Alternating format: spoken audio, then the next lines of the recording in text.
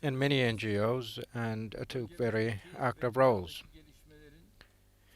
The developments ongoing in our region as well as in the world show that the field of agriculture has become more and more important.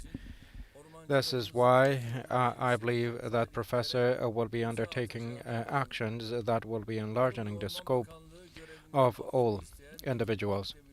And I would like to wish the best to Bekir Pakdemirli, the former minister, who requested for his leave from the ministry, and we will of course continue benefiting from his experiences in all fields. Just like in all areas in life, the roles in the ministerial cabinet is like a flag race.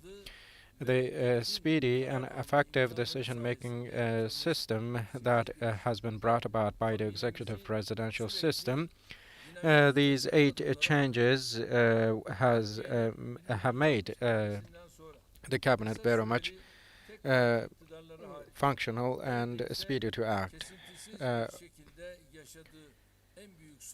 the biggest problem that our country in the past experienced uninterruptedly was political instability and lack of security. And this was related with the coalition governments and early elections and prevented the country from coming up with mid and long-term plans and also materializing large-scale projects.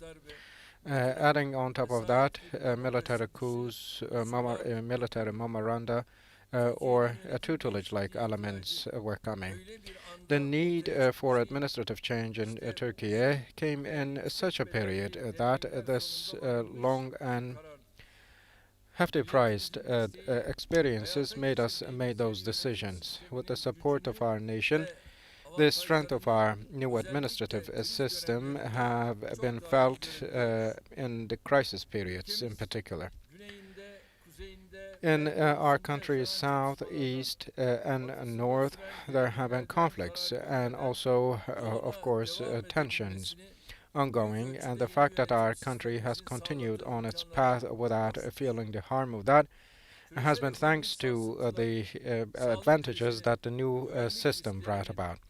The global risks, security risks, global pandemics, and many other risks were not only overcame, but also we have taken many steps to turn the system into an advantage. The biggest democracy and development movement of the Republican history, the 2023 goals are followed very decisively. Not only with that, in our region, we have been exhibiting active and resilient attitude in the face of unfair attitudes, and we make all recognize our definite position, enemy or ally. In our era, when tensions and conflicts are at their top, we are able to talk to all relevant parties and work with them. We're among the few countries who can manage that. In the past, Turkey was falling short to even ensure the safety and security of its own citizens. However, today the name, flags, and even the shade of our country have become the symbols of peace and hope. In the past, we were falling short to meet the needs of our own citizens and to ensure the continuity of livelihood of our people. When the things were ongoing well in the world, due to some lack of skill within the country, millions of people were being deprived of their livelihoods and losing hopes on their future in those dark days. Do not forget.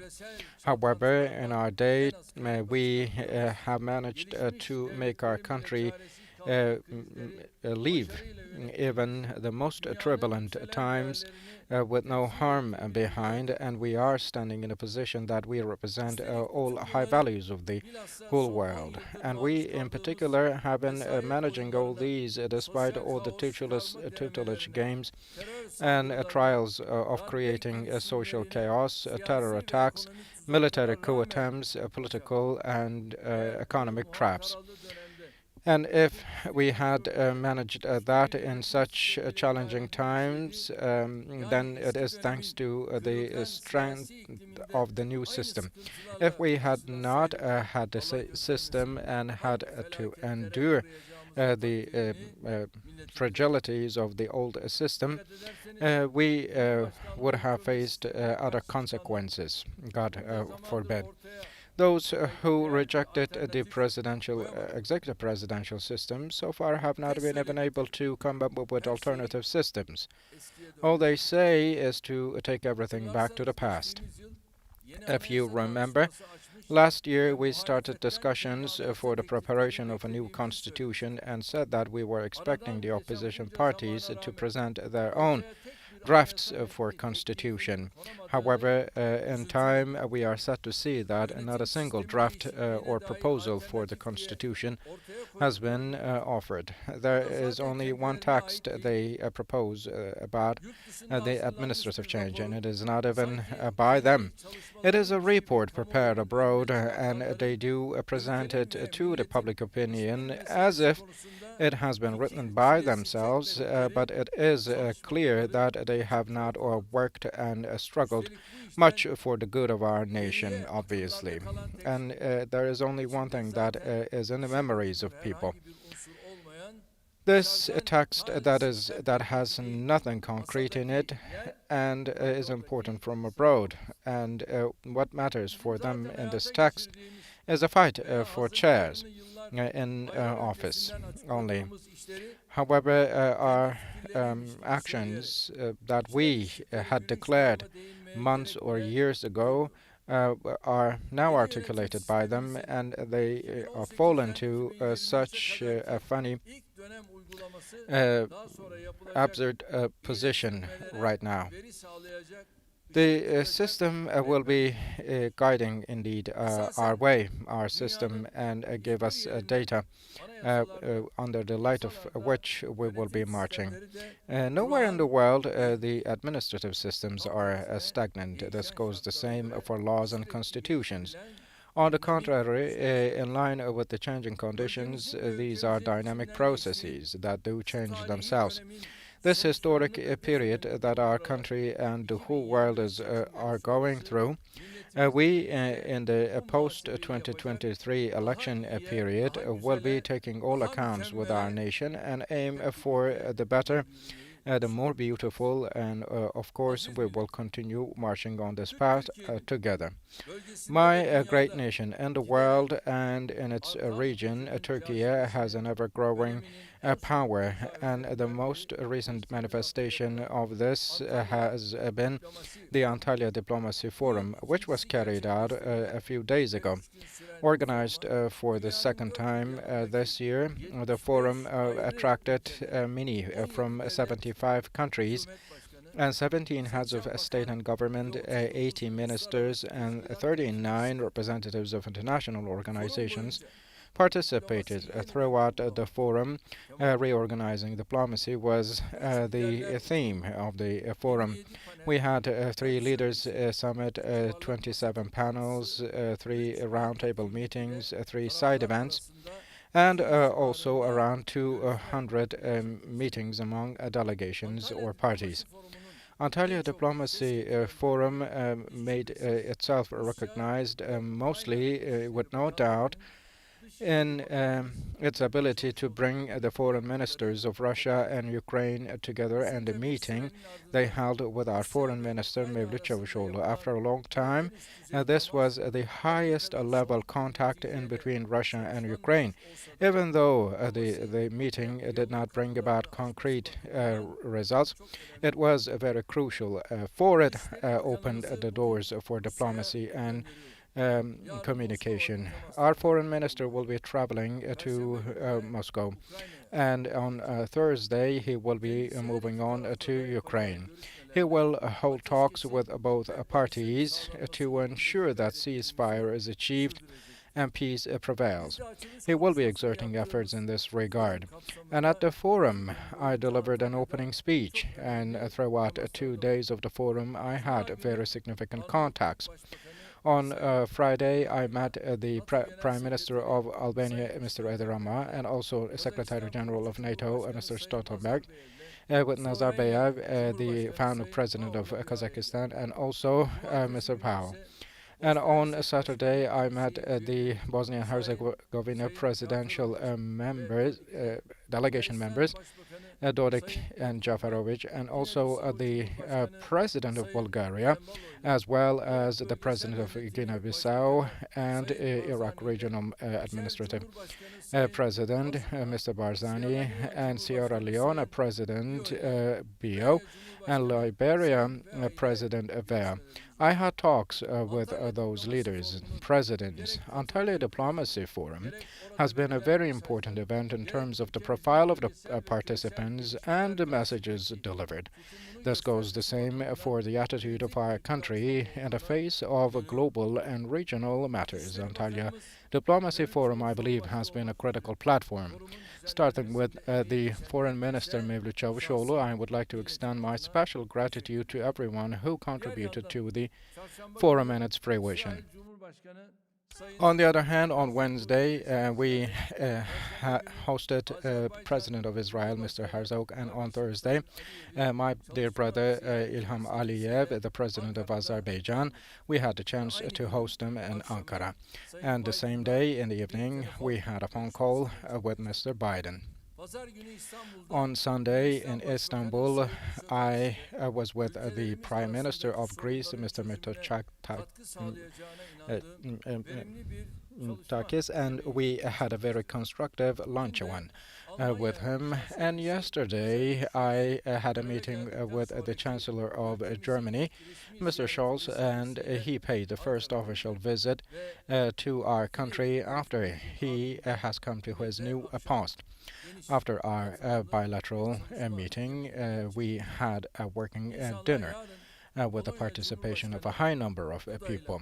And tomorrow we will be meeting the President of Poland, Mr. Duda, and will host the President in our country. As seen, Turkey has been walking towards its goal of making it to the top 10 economies of the world with its growth strategy that are based on export, production, employment, current account surplus, and on the other hand, Turkey has been strengthening its central role in its geography and in the world. The realities about Ukraine have reminded us one more thing. Turkey has to be strong in terms of politics, economy, and military, and go beyond being self-sufficient, but has come to a level that makes Turkey able to support its allies and brotherly countries. And it is not a choice, but an obligation. And if needed, and if we are not able to meet our own needs, if we are not able to make our own plans and put them to practice, then it has become very clear that no other party will be bringing about any benefit. Our friends whose hearts and prayers are with us, the moral value given by them, of course, is very important. But in actual terms, we have to take the matters to our own hands when needed, as the truth is as clear as daylight. Over the past 20 years, the services and the great works we have adorned our country with have shown us that we have great capacity in the field of production and technology, and these all make us look into the future with great confidence. Thanks be to God, in terms of fundamental infrastructure, we do not have any significant shortcoming. And the next Friday, we will be inaugurating a 1915 Çanakkale bridge, and this bridge is going to be one of the golden rings of this chain of services and great works. The cost of investment for this project has been 2.5 billion euros in terms of its technical aspects and also potential contribution to the transportation of the region. It will be a source of pride for us to take for the name of our country. The Çanakkale wars and our martyrs' memories will be remembered, commemorated, thanks to the symbols adorned that will adorn the project with. And this project has been put to life with a BOT system. There have been many who have visited our country to look into the system we have been practicing. And indeed, there are even some people who have still not fully understood what kind of a contribution the build, operate, and transfer system makes. There are some who fall short to understand, to grasp the real meaning of it. But thanks be to God, our nation recognizes what we have done, and for what we have done, those, and our nation appreciates. On Friday, in the inauguration ceremony of the bridge, which has been built with BOT system, we will be making a general assessment of all the projects we have made so far and break them down and present it to those who refuse to hear or see. With those projects and great works produced in the field of industry, there are a lot we have done, but there are some who still try to prevent us from all these and who mock those even, but we have been fighting against such people for a long while. From the Sakarya facility, there have been many who slandered their own nation, their own country. However, we have not forgotten those people. There are some who underestimate the works we have done in the field of manufacturing unmanned aerial vehicles and aerial vehicles, and their attitudes and behaviors are not only low in scope, however, it's betrayal to the motherland we have more clearly understood. Nuri Killigil, Nuri Demira, Vijay Hurkush, and Shakir Demira were the people against whom these people attacked. And as we remember those, we have stronger belief that these people only stand in our path. We have been manufacturing and developing our own engines, our own systems, our own automobiles and vehicles, and we will not allow those people one more time to take us away from our path. There are those who have been disconnected from the real life and realities in the real world, and such an understanding, such a mindset will be put to the dusty shelves of the life. And until then, our struggle against them, our fight against them will not come to an end. The developing areas in the world and in our country have started bearing fruits, and the more we reap the fruits of those, the more clearly the vision of our country will be understood. From Iraq to Syria, from Libya to the Black Sea, from Caucasia to Africa, and all the way to South America. In a very large geography, Turkey has been a rising star, as many speak about, and we then have to prepare ourselves accordingly. We have to recognize our own potential, power, and opportunities ahead of us. A country that is not aware of all those cannot continue walking towards greater goals. On the centenary of the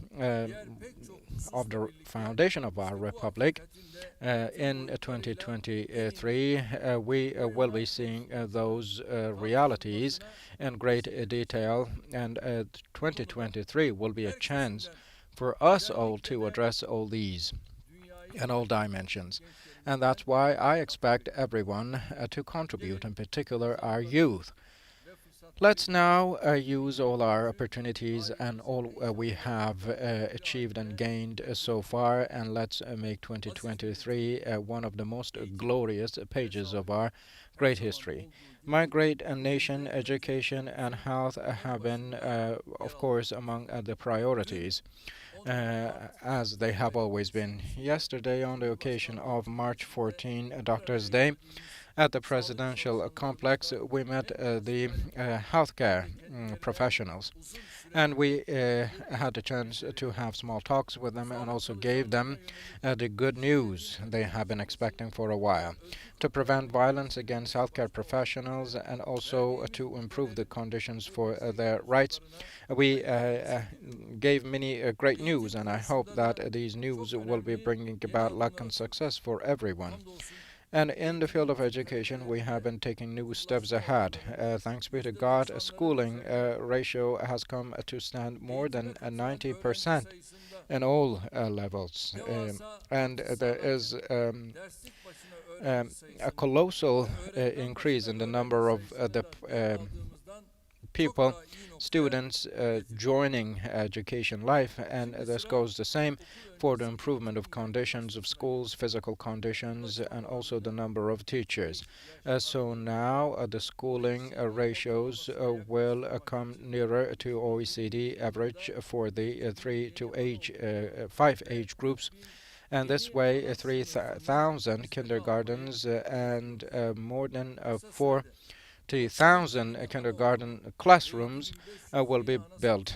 And in a very short time, we already opened more than 7,500 kindergarten classrooms, and we have increased the ratios of schooling. And so far, we have completed the tender processes for more than 200 classrooms, and more than 2,000 of them are in the scope of investment program. And before long, we will have completed the construction of all 3,000 classrooms for kindergarten schools.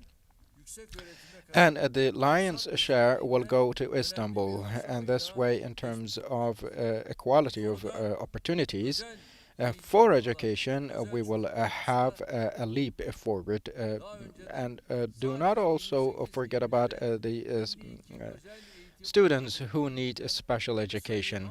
In the past, we had very few kindergartens for special education, but now we have more than 185.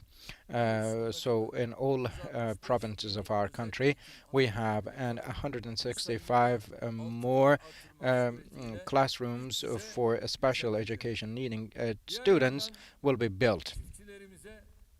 On the other hand, for irrigation, energy, and credit lines, we have two important good news for our farmers. Firstly, our country's agriculture will become more productive, more fertile, and the irrigation facilities in agricultural zones will be very rapidly constructed.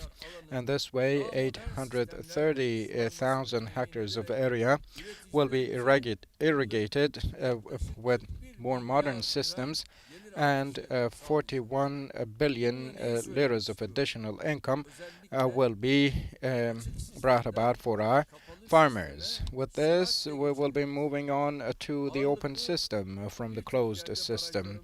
In many places, we have dams, and even though they're connected to energy resources, the new projects we shall materialize will help us move on to more modern irrigation systems very rapidly and actively. The second good news is to do with the energy that our farmers will use in agricultural activities. As known, the total installed power of Turkey's by 33% goes to renewable energy resources such as biomass, wind, or solar. Our country has a great potential, in particular in terms of generation of power from Solar energy. We have made a lot of investments in this regard, and we continue doing so. No matter where you go in our country, you will see the solar panel farms and top rooftop panels. Due to the global turmoils, the increases in electricity prices have been challenging our for farmers and small shop owners, we know. Even though with the reduction on the VATs for utilities, we have given our farmers some relief, and we are aware that we have to come up with more fundamental solutions for the problem. Facilities that do generate electricity from solar power are already significantly supported, and this way we will be increasing the scope of that to cover our farmers more and more. In particular, with the financing facilitation we will offer, the share of electricity generated from solar power will increase. This way, production will grow, and thanks to the decreasing electricity costs, the income of our farmers will grow.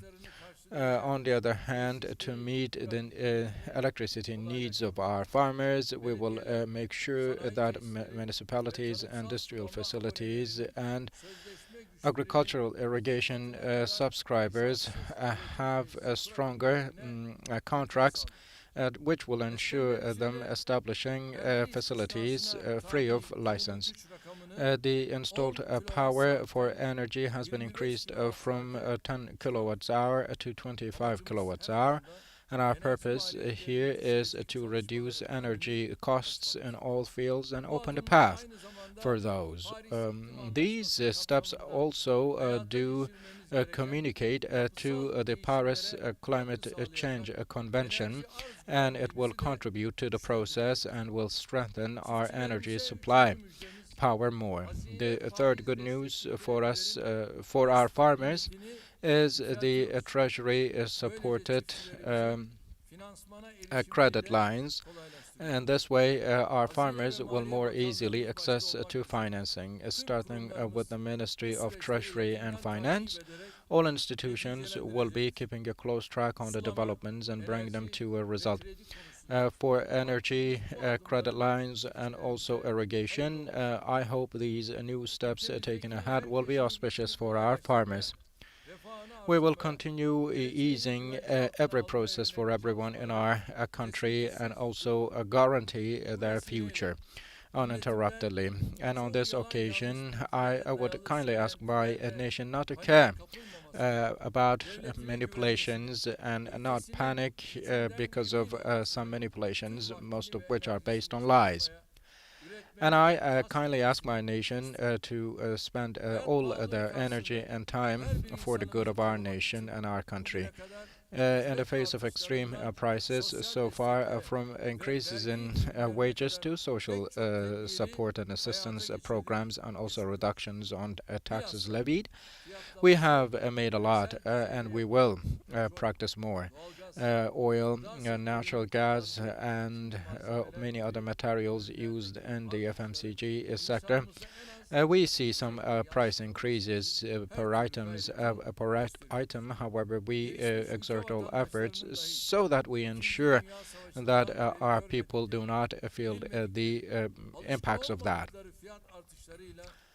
Since the World War II,